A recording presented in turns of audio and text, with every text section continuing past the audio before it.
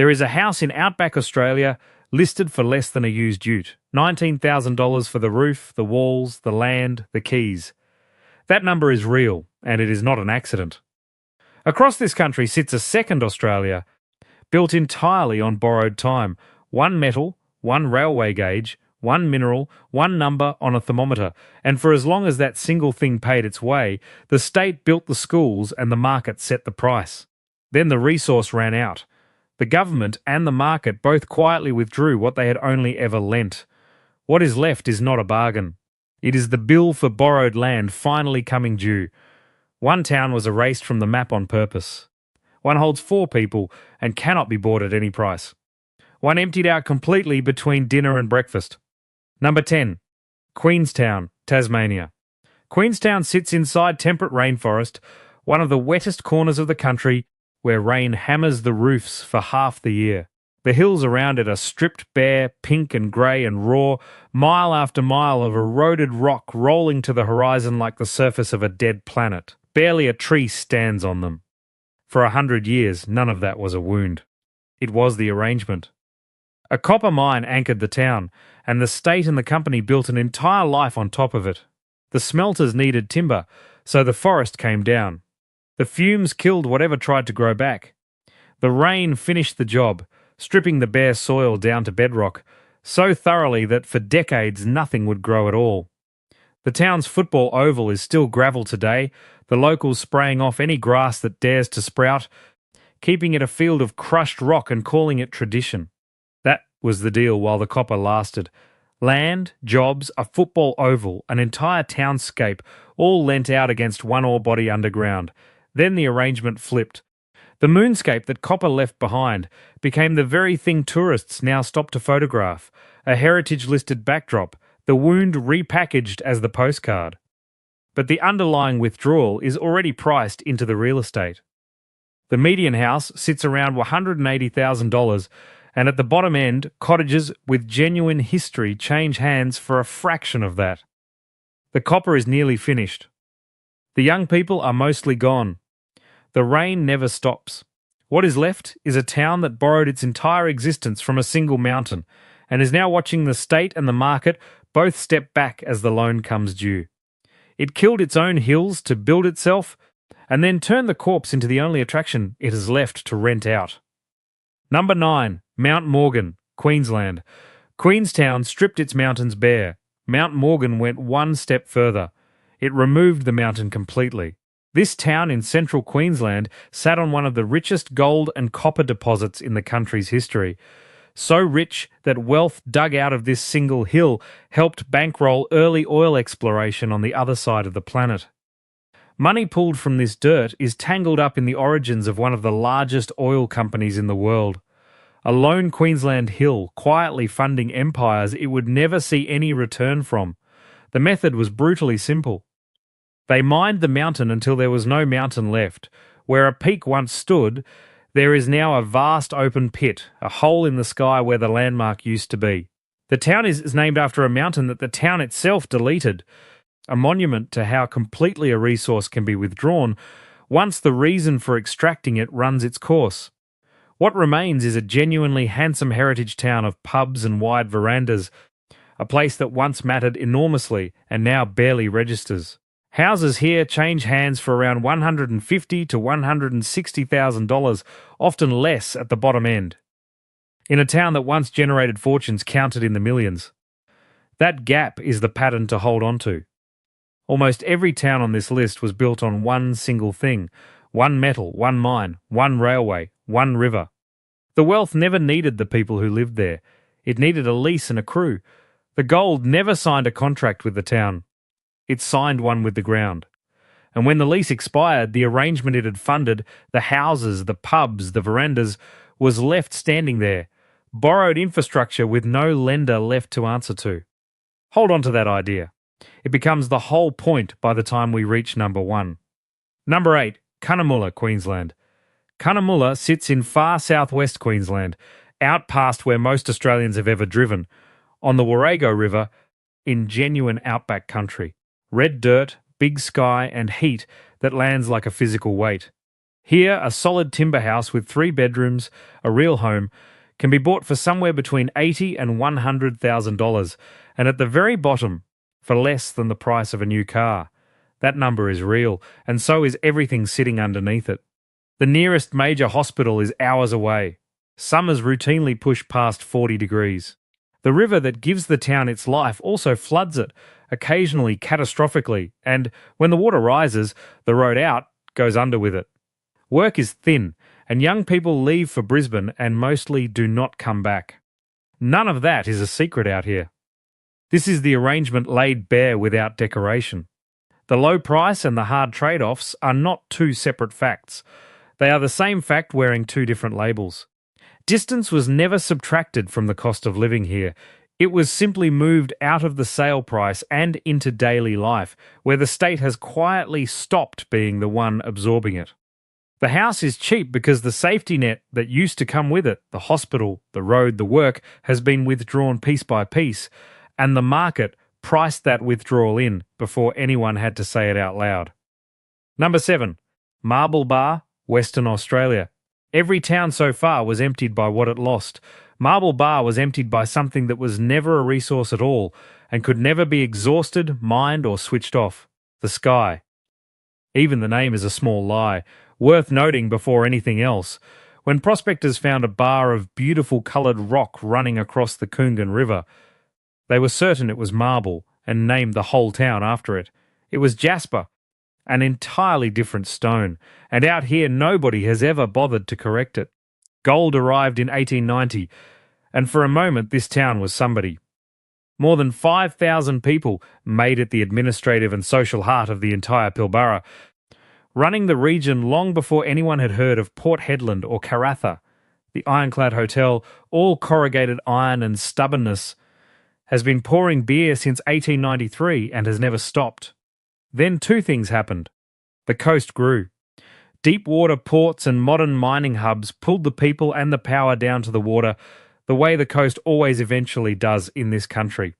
And the heat simply stayed, because Marble Bar is officially the hottest town in Australia, holding a world record that has stood for 100 years. The temperature topped 38 degrees Celsius every single day for 160 days straight, through the summer of 1923 into 1924. Not one cool day across 5 whole months. This is the underlying arrangement, stated as plainly as it ever gets. The whole country crammed itself onto the coast and left the middle to the heat. Marble Bar is the middle, and the heat is what was left behind to guard it. Property here is cheap and barely trades at all, a fraction of any coastal price, because the climate never lifted its terms, and the people, given the choice, chose the water instead. Past this point, the towns on this list stopped being merely cheap.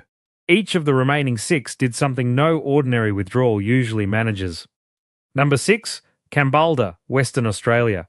By raw numbers, this is often the single cheapest real suburb to buy a house in the entire country, and it is cheap for a reason that can be watched happening in real time rather than read about in a history book. Kambalda sits in the Western Australian goldfields, but gold was never its story. Nickel is. This is a company town in the truest sense, built essentially to house the people who dig nickel out of the ground, and its entire existence rises and falls with one number: the price of that metal. Here is what separates it from every heritage ghost town already covered. Kambalda is not frozen in the past. Its fortune is decided today, in real time, on a commodity screen on the other side of the world. When the nickel price rises, the town breathes, the jobs return, the houses fill. When it drops, when a battery maker overseas switches chemistry, when a mine in Indonesia floods the market, the work dries up and the whole town discounts itself overnight. That is why a median house here sells for a fraction of what the same building costs near any capital. Nobody buying in is really purchasing a home. They are purchasing a share in a metal they will never see, tied to decisions made by people they will never meet, in currencies that were never theirs to begin with. The gold rush towns on this list died slowly, over generations. Kambalda can empty and refill inside a single boom and bust cycle because its true address was never really in Australia. It sits on a trading floor in London, and that trading floor has never once needed to know its name. Number 5. Cook, South Australia. Everything covered so far was, at least in theory, a place someone could buy into. Number 5 breaks that rule completely. Cook sits dead in the middle of the Nullarbor Plain, on the longest dead straight stretch of railway line in the world, nearly 500 kilometres without a single bend. The population of Cook as of this year is 4, not 400. 4 people. It was never a normal town to begin with. It was built purely to service the Transcontinental Railway, a place for crews to change over and trains to be repaired out on the Nullarbor, a name that literally means no trees. At its height, it had a hospital, a school, a pool, a store, more than 50 workers and their families, all kept alive by a single weekly provisions train, because nothing else could reach them out there. Then the railway modernised and simply stopped needing them. The workers left. The school closed. The hospital closed. And here is the detail nobody forgets. Back when residents were fighting to keep that hospital open, someone painted a sign to lure passing travellers in. It read, "If you're crook, come to Cook. Our hospital needs your help. Get sick." Dark outback humour?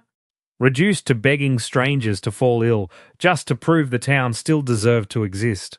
Today, the Indian Pacific train still stops here, not for the town, but to refuel and let passengers stretch their legs on the loneliest platform in the country before rolling on into the emptiness. There is barely anything left to buy, and what remains is privately held. Cook is the clearest case on this list of the withdrawal running all the way to its logical end. The emptiest settlement in Australia is not a bargain waiting for a buyer. It is proof that once the state has nothing left to service, it does not even leave the door open to be bought. Number 4, Betoota, Queensland. Population, 0. Not almost 0, not a handful of stubborn holdouts, 0. Nobody lives in Betoota, and nobody has for years.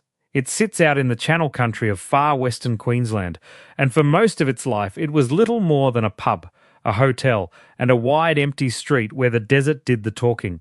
When the last publican finally retired and locked the door, the population simply hit naught, and on every census since, it still reads 0. The old pub has occasionally been dusted off and reopened for a season, but permanent residents, not one. Out here, that is not unusual.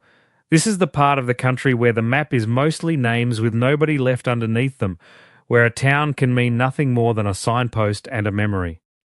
Betoota should have vanished the way 100 others did, quietly, unrecorded, remembered by no one. Except here is the joke the whole nation is in on.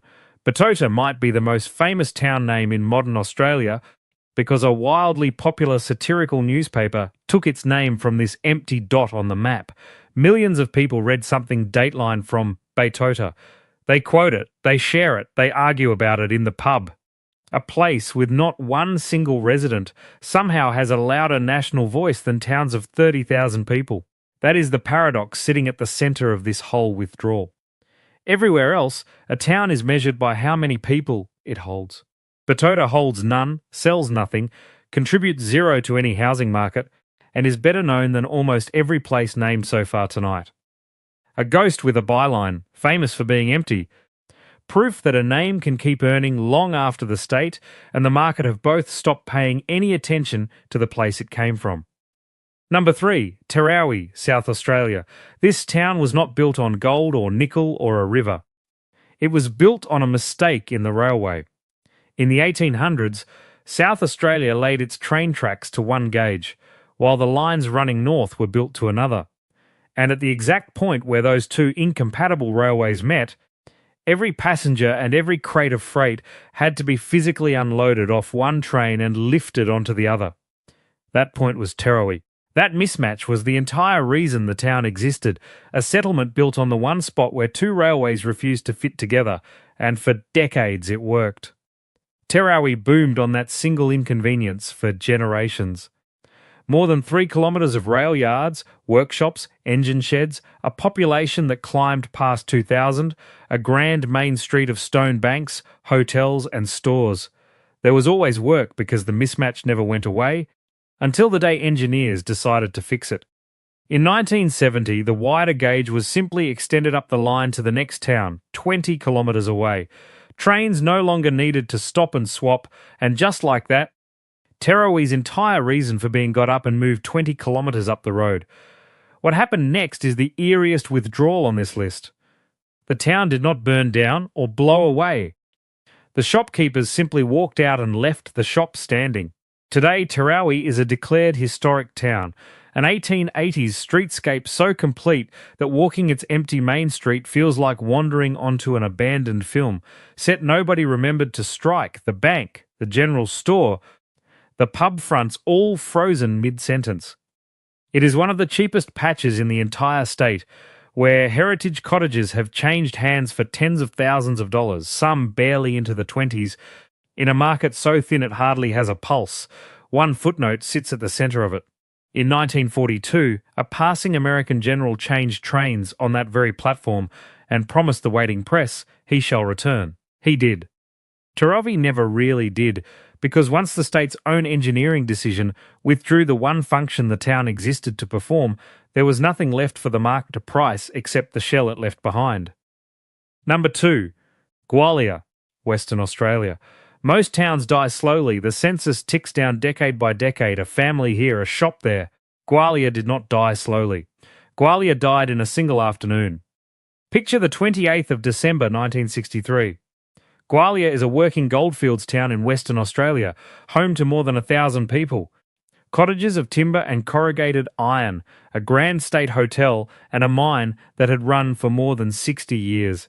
Its very first mine manager back in the 1890s was a young American engineer named Herbert Hoover, the same man who would go on to become President of the United States.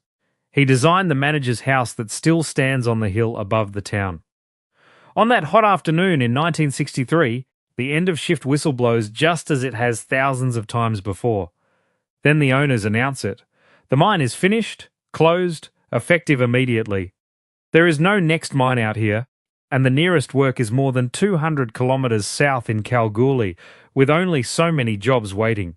So it becomes a race. Families grab what they can carry and run for the road, each one trying to reach Kalgoorlie before the next family takes the last job going. They left everything else behind. People walked out of houses with the table still set for a dinner they never ate, eggs still sitting in the chicken coops. Within 3 weeks, a town of 1,200 had collapsed to about 40, not declined, evaporated between one dinner and the next. And because the withdrawal happened so fast and so completely, the town froze perfectly in place. Those abandoned cottages still stand today. An entire settlement caught in the exact instant the arrangement it depended on was called in without warning.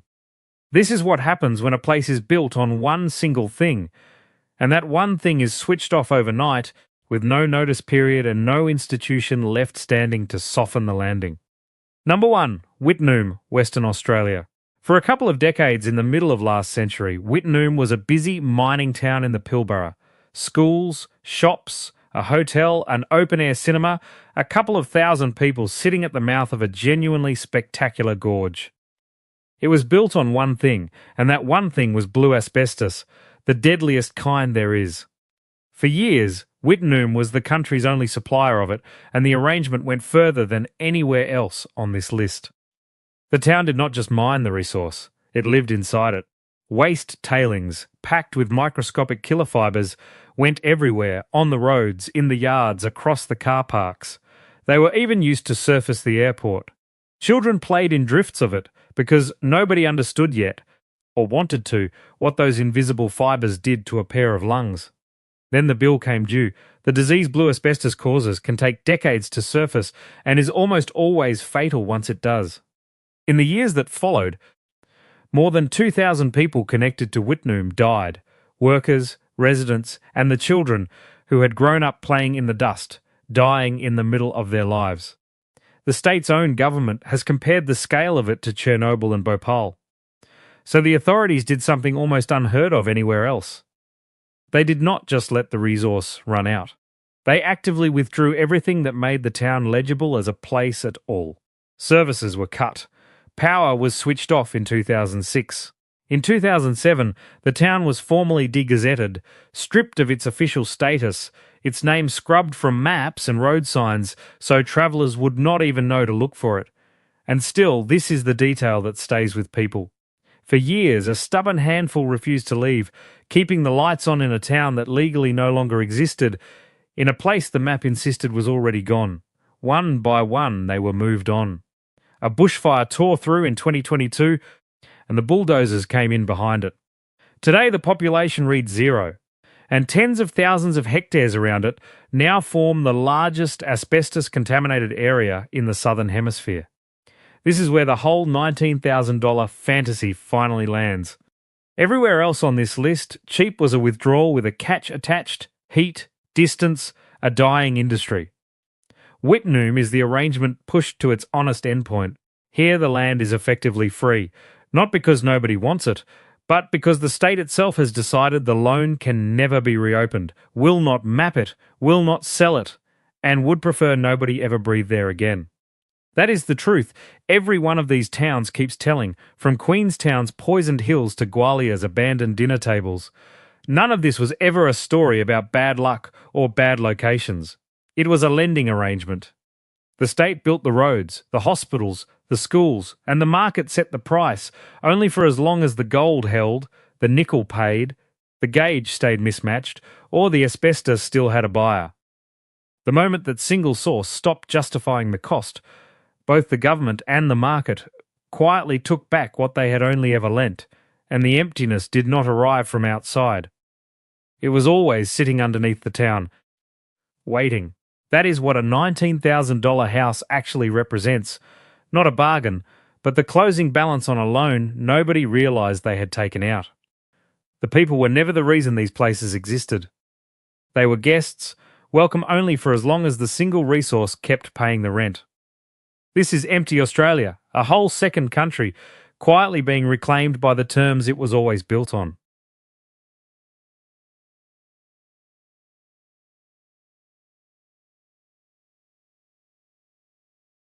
One rock face in Western Australia holds more than 1 million individual carvings, more than any other single collection of rock art on the planet, and researchers still cannot identify what several hundred of the images actually depict.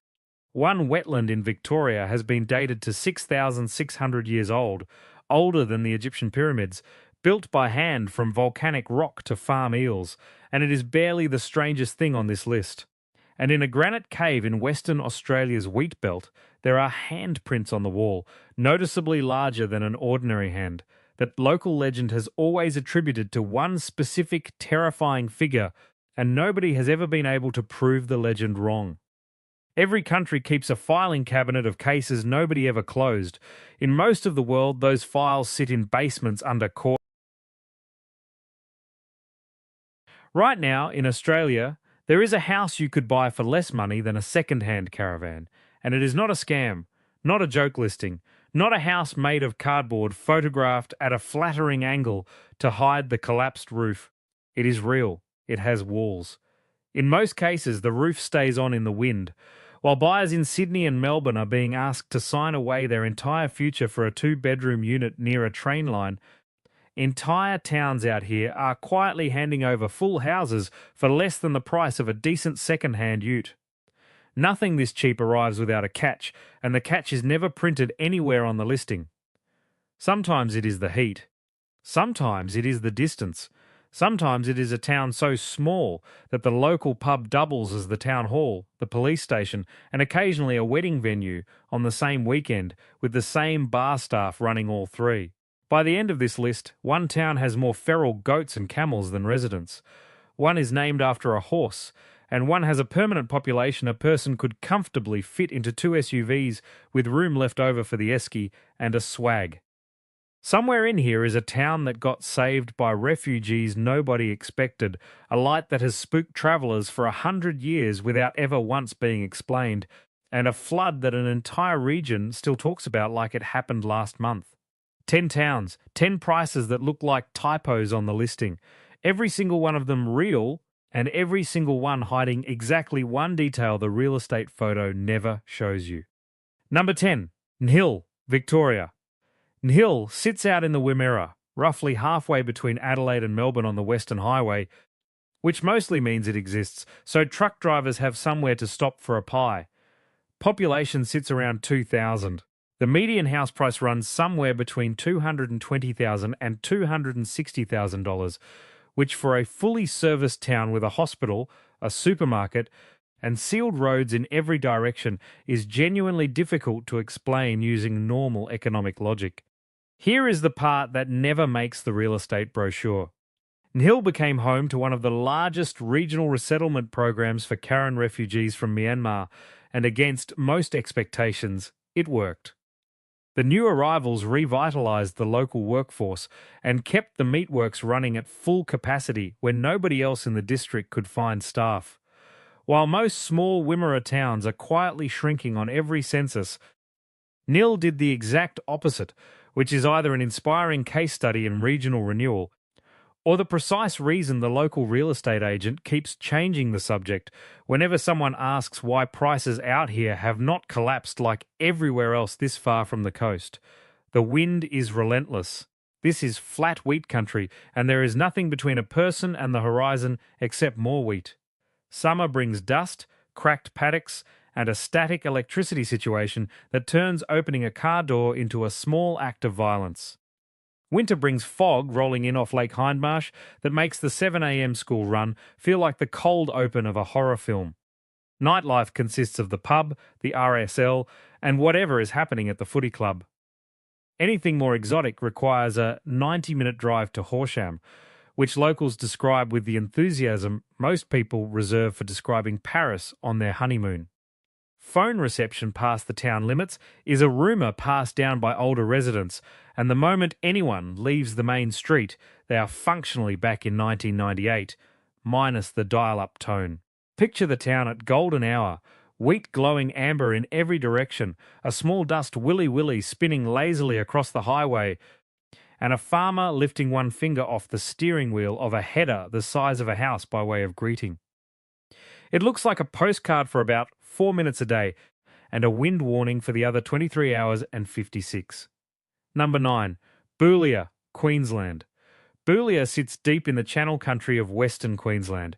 Population hovers around 300, and the median house price sits somewhere between $90,000 and $130,000, which, by Queensland coastal standards, is basically a rounding error someone forgot to fix. Boulia's actual claim to fame has nothing to do with real estate. It is the Min Min light, an unexplained glowing phenomenon that has been spooking travellers on the surrounding plains for well over a century. Nobody has ever properly explained it. Scientists have theories. Locals have better stories, usually told at the pub, usually improving in dramatic detail with every schooner. There is an entire visitor centre built around a light that nobody can prove exists in the first place.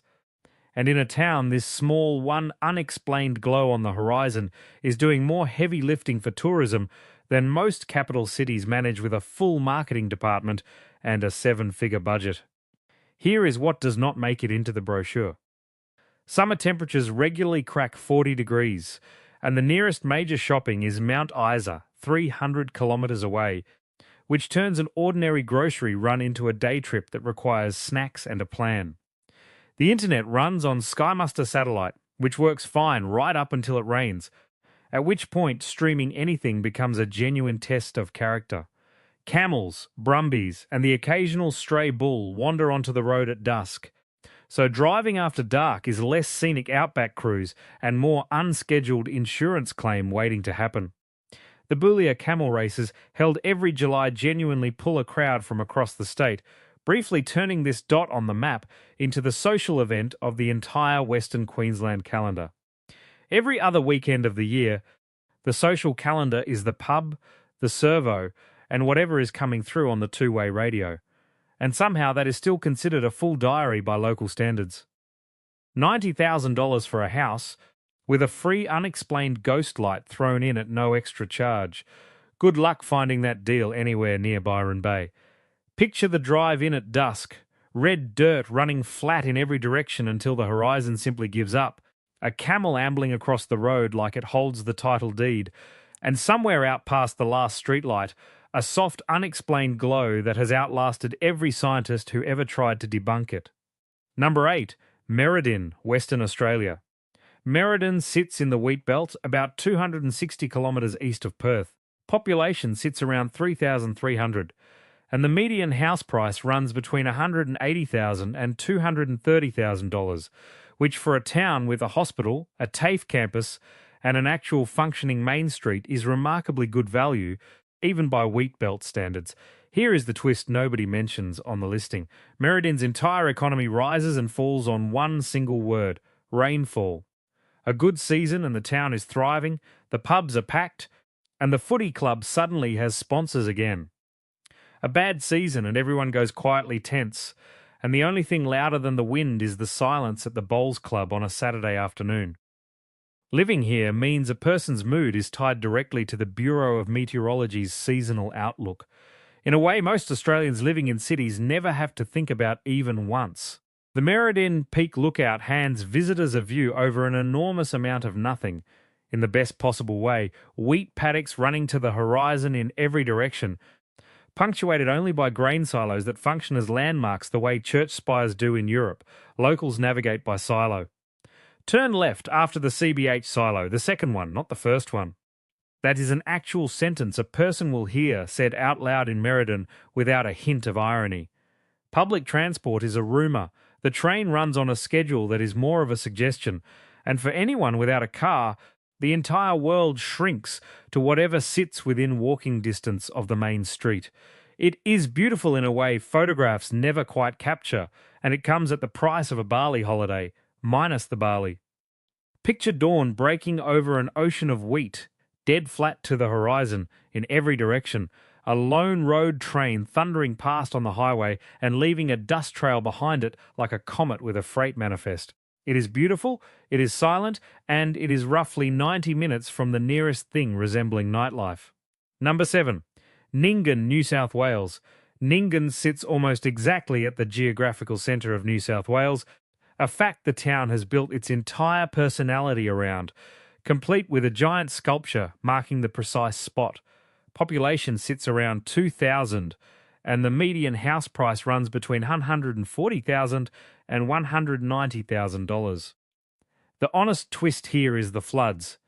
Nyngan was almost entirely evacuated during the catastrophic 1990 Bogan River flood, one of the largest peacetime evacuations in Australian history at the time, and flooding remains a genuine active consideration for anyone buying property here today. The levee bank built after 1990 has held ever since, but locals will bring it up completely unprompted within 5 minutes of meeting a stranger, the same way Melburnians bring up their commute without being asked. Nyngan also sits at the exact junction of the Mitchell and Barrier highways, which technically makes it a crossroads of genuine national significance, and practically means road trains carrying wool, wheat, and mining equipment rumble through town at every hour of the day and night. Anyone who enjoys the sound of a triple trailer changing gears at 2 a.m. will fit right in here. Anyone who does not should invest in earplugs immediately, before the moving truck even arrives. Summer regularly tips past 40 degrees with almost no humidity, which locals insist counts as a dry heat, as if that makes standing in it any more pleasant. Winter mornings drop below zero, with frost thick enough to need a windscreen scraper nobody expects to own in New South Wales.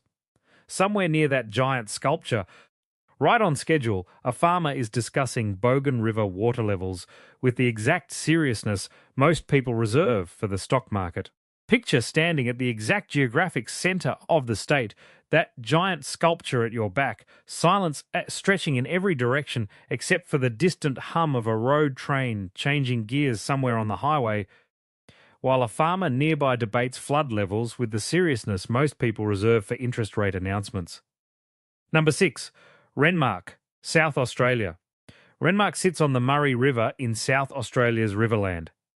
Population sits around 4,500 and the median house price runs between $270,000 and $340,000, which for a river town with vineyards, citrus groves, and a permanent houseboat culture is a genuinely strange bargain by any measure. Here is the twist. Renmark was Australia's first irrigation settlement, established in 1887 by Canadian engineers who convinced the South Australian government that pumping Murray River water uphill onto dry mallee scrub was a brilliant idea. It worked, eventually, after several near bankruptcies and at least one full financial collapse of the original scheme. That slightly chaotic origin story basically explains the entire vibe of the town today. Ambitious, a little improvised, and somehow still standing against the odds. The river means houseboats, permanently and everywhere. Renmark has one of the highest concentrations of privately owned houseboats in the country, and locals will explain the difference between a good mooring spot and a bad one with the exact intensity most people reserve for arguing about football finals. Summer weekends on the river are genuinely gorgeous, provided a person can tolerate mosquitoes that arrive in numbers capable of making anyone reconsider their life choices around dusk. The heat here is a humid river heat rather than a dry desert heat, which somehow manages to feel worse despite being several degrees cooler on the thermometer.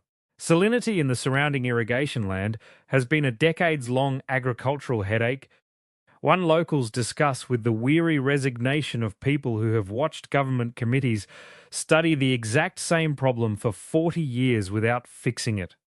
It remains one of the more beautiful mornings available anywhere in regional Australia, and it comes with a median house price that Adelaide buyers would need actual therapy to process calmly.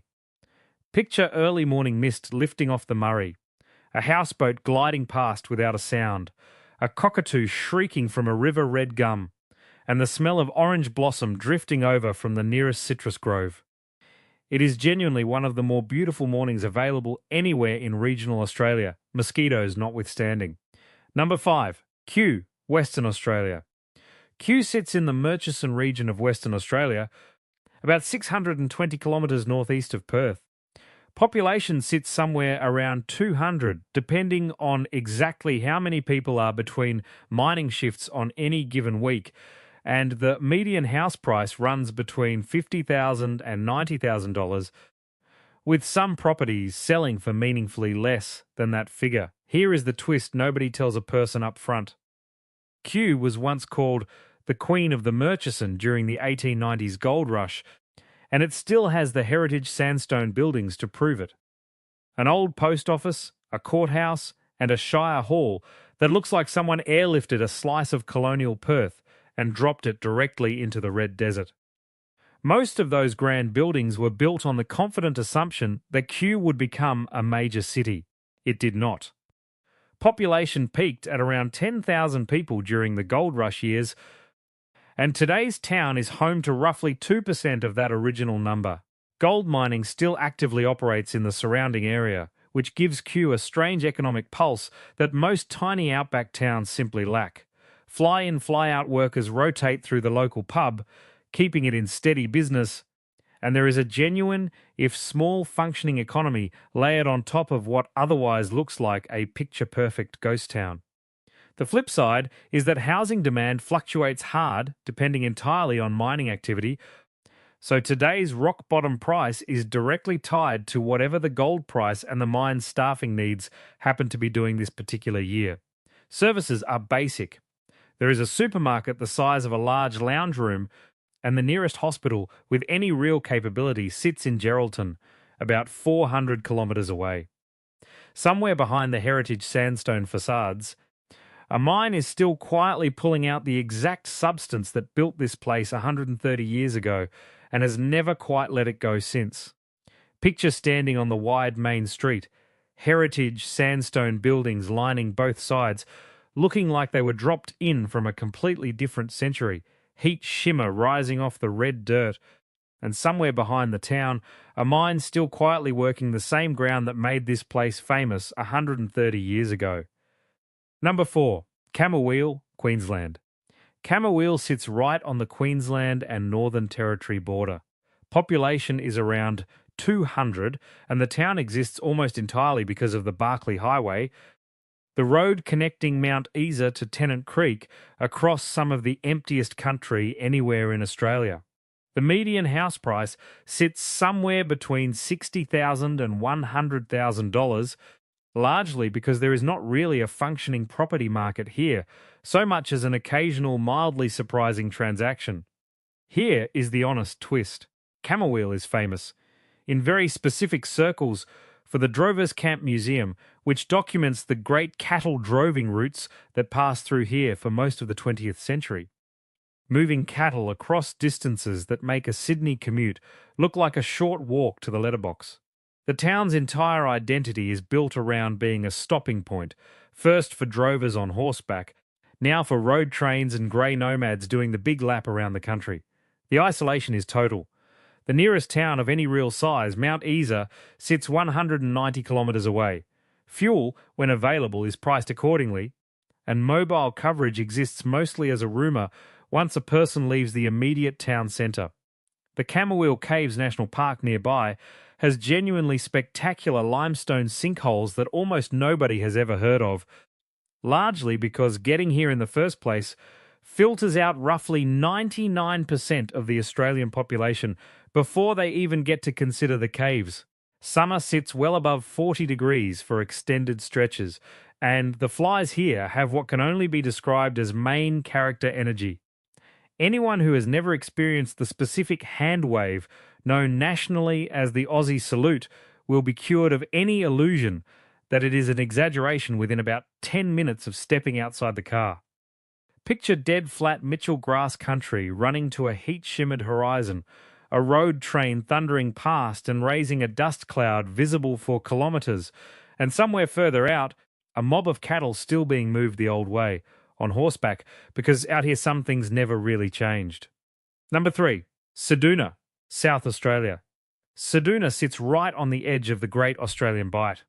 Population runs around 2,300, and the median house price sits between $150,000 and $210,000, which for an actual coastal town with an actual ocean view is one of the stranger bargains anywhere on this entire list. Here is the twist nobody puts in the tourism brochure. Ceduna is the last town of any real size before the Nullarbor crossing, which means every single person attempting it, from grey nomads in caravans to backpackers in questionable rental cars, passes directly through here, usually stocking up on fuel and snacks, with the grim determination of people about to cross a genuinely enormous stretch of nothing. A meaningful share of the town's entire retail sector runs on people who are about to leave it for good, buying one last coffee and one last full tank as if the Nullarbor itself were charging admission at the border. Oyster farming is a genuinely serious industry here. Ceduna oysters carry a strong reputation across the state, and the annual Oysterfest draws a crowd that briefly triples the town's population for one very committed weekend a year. Outside of that one weekend, life moves at exactly the pace a person would expect. The pub, the footy, the tides. The honest downside is genuine isolation from specialist services, with Adelaide sitting around 780 kilometres away, which for anything beyond basic medical care means a serious commitment of time a person has to plan around. Heat and wind off the Bight can be relentless, and the surrounding landscape, dramatic in a stark, treeless way, is not for everyone who moves here sight unseen.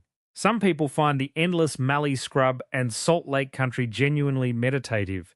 Others find it deeply unsettling within the first hour of arriving.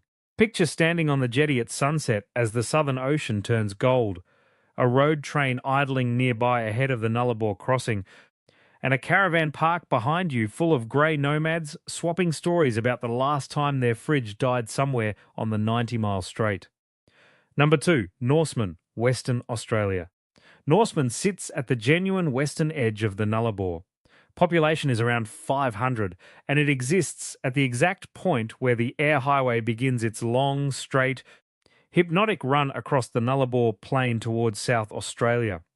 The median house price runs between $70,000 and $110,000. Here is the twist.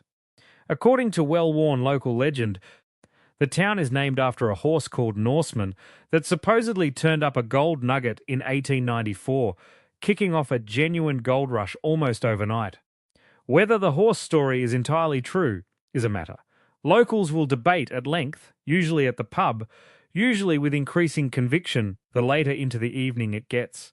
What is not in dispute is that gold and nickel mining still genuinely operate in the area today, giving this tiny, remote town a functioning industrial pulse that most places this size and this isolated simply do not have, horse legend or no horse legend.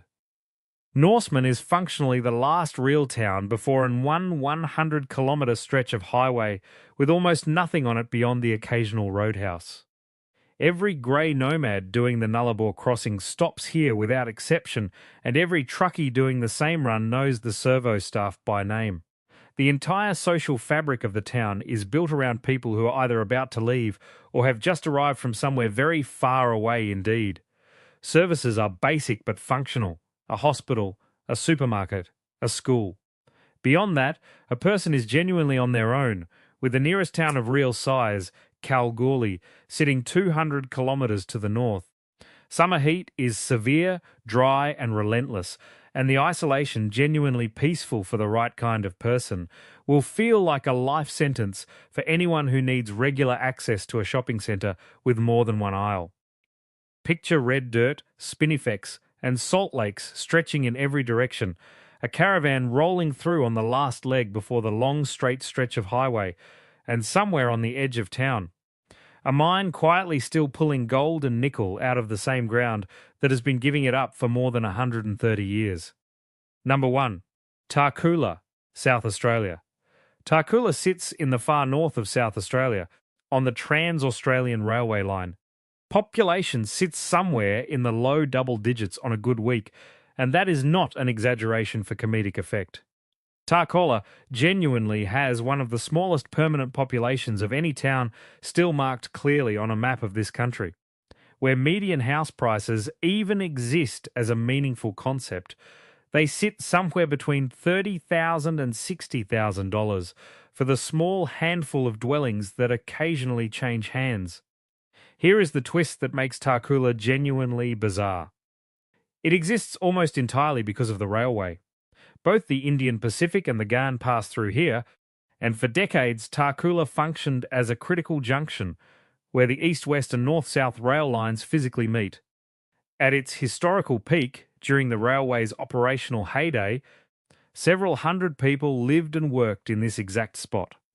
Today, most of the town's function has been automated or relocated elsewhere, leaving behind a scattering of houses, a pub that has genuinely become a local legend for surviving against all logic and several closure notices, and a population a person could comfortably fit into 2 large SUVs with the boot space to spare. Services here are essentially non-existent by any conventional measure. There is no supermarket in any real sense of the word. The nearest town of any real size, Coober Pedy, sits around 150 kilometres away, and Port Augusta, with a proper hospital, sits more than 400 kilometres south of that.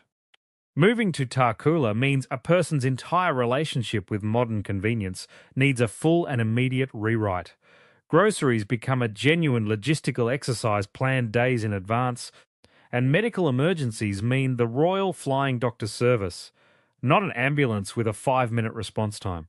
In return for a house that costs less than most people's annual holiday, a person gets a landscape of genuinely staggering emptiness, flat gibber plains stretching to a horizon that seems to bend slightly with the curvature of the earth, and night skies dark enough that most Australians who have spent their entire lives within reach of a streetlight have simply never seen anything like it. Wedge-tailed eagles here outnumber the humans without any real competition, and feral camels and emus wander through entirely uninterested in the handful of people who still call this place home. Picture stepping outside at 2 a.m. because something made a noise, and finding nothing because there is nothing for hundreds of kilometres in every direction. The Milky Way is bright enough to cast a faint shadow, and the silence is complete enough to hear a heartbeat that is definitely a person's own. Somewhere off in the dark, a train horn sounds long and low, the Indian Pacific rolling through on its 3-day crossing of the entire continent, carrying several hundred passengers past a town. Most of them will never even notice they passed through at all. 10 towns, 10 prices that read like a typo on a real estate listing, and in almost every single case, they are not typos at all. What actually connects every one of these places is the same underlying trade-off, wearing a slightly different costume depending on the postcode. A resettlement program that saved a workforce nobody else could staff. A light on the horizon nobody has ever managed to explain. A rainfall total that decides an entire town's mood for the season. A flood that never quite leaves the local memory. A horse that may or may not have genuinely found gold. A railway junction with more wedge-tailed eagles wheeling overhead than people walking underneath them. None of these towns are hiding anything on purpose. The heat is not a secret. The distance is printed on every road sign along the way in. The flies, the isolation, the salt lakes and the silence are all sitting there in plain sight the entire time. And somehow the price tag is still the only part anyone ever screenshots and sends to their group chat. Buy the house, and a person buys everything that came bundled in with it. The heat, the distance, the isolation, the flies, sometimes all four arriving on the very same afternoon. Whether that trade counts as a dream or a genuine hardship depends entirely on what a person actually wants out of life and how attached they are to fast internet, decent coffee, and a hospital that sits closer than a 3-hour drive away. The towns are real, the prices on the listings are real. The one thing nobody hands over at settlement is the fine print on absolutely everything else that came bundled in with the deed. And by the time most buyers work out what that fine print actually says, the removalist truck has already